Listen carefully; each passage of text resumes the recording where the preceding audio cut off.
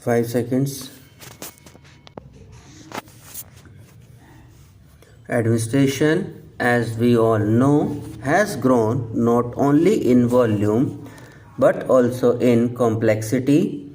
So it is but proper that the House attaches the greatest importance to the machinery which is charged with the responsibility of seeing that the recruitment and the discipline of the services are maintained at the highest possible standard.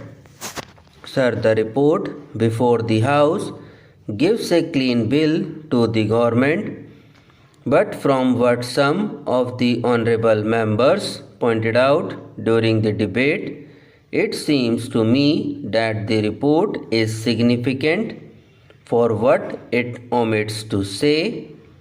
For instance, my honorable friend Mr. Bhargav drew attention to a number of alleged irregularities on the part of the Commission and the ministries.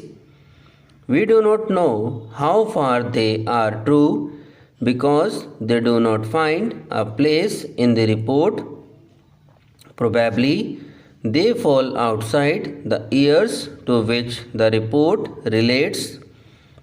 But if the observations made by my honorable friend are borne out by facts, it is a matter for serious consideration if the Commission's role should be what it is generally expected to be by the government and the House. It has probably to assume a superior role if it is to control effectively the policy of recruitment and the standard of efficiency in the services generally. Sir, I shall not go into the question referred to by the honorable member, and we expect the honorable member to throw more light on the aspects which were brought to the notice of the House. Sir, reference has been made to a fall in standards. It is said that education in the universities and the educational system generally should improve, and unless that is so, we cannot have the desired personnel to man the services. In that connection, honorable members have referred to the need for improving not only the university stage of education but also the secondary stage. I would like to go a step further and say that the whole system of education has to be looked upon as one integrated whole, and unless we strengthen our educational system from the very bottom, it is no use our concentrating only on the university stage or the secondary stage. Even from the primary level, education as a whole is in a melting pot, not with regard to the curriculum alone, but also with regard to the medium of education and its objectives. Sir, I would now refer to the question of examinations. Much has been said on whether there should be an oral test and what its place should be in deciding the merits of applicants. Sir, I feel compelled to say that the viva voce test is very necessary to select proper persons for the services. There is nothing sacrosanct about the written test. It depends, it is true, on the intellectual discipline that a person has gone through, but that is not all for judging the merit of a person. The personality of an individual is many-sided.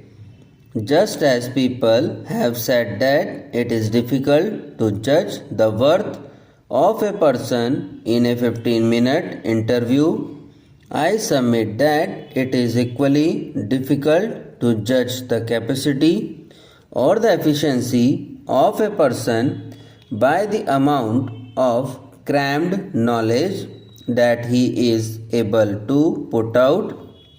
We know that the government itself is not satisfied with the system of education and it is thinking of reforming it. So, sir, there can be no final word about it, but the system of selection has to be determined as much as possible after taking into account all the factors that go to make a personality today. Then, sir, I would like to say a word about the constitution of the commission itself. Much has been said about the need to maintain the dignity of the commission and the preeminent place given to it in the constitution. We are all agreed on that. It is necessary, I feel, that non-official members of the commission should be given security in their later years by providing for pension. But I would like to know how many non-official members are in the UPSC.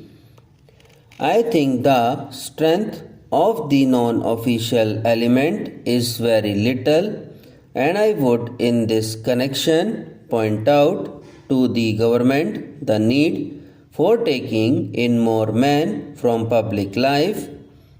Sir, at the present moment it is dominated by the official element. It is true that there are distinguished men from the educational and other fields, but then we have to have regard to the needs of the present day administration when we have passed from the regulatory stage of the government to the welfare stage, and to have persons in our services who have a broader outlook on our problems. I would in this connection recall the observations of Dr. Appleby when he said with regard to the Indian Administrative Service that a member of that service was more conscious of his membership of the service to which he belonged. Subscribe now and press the bell icon. Never miss an update.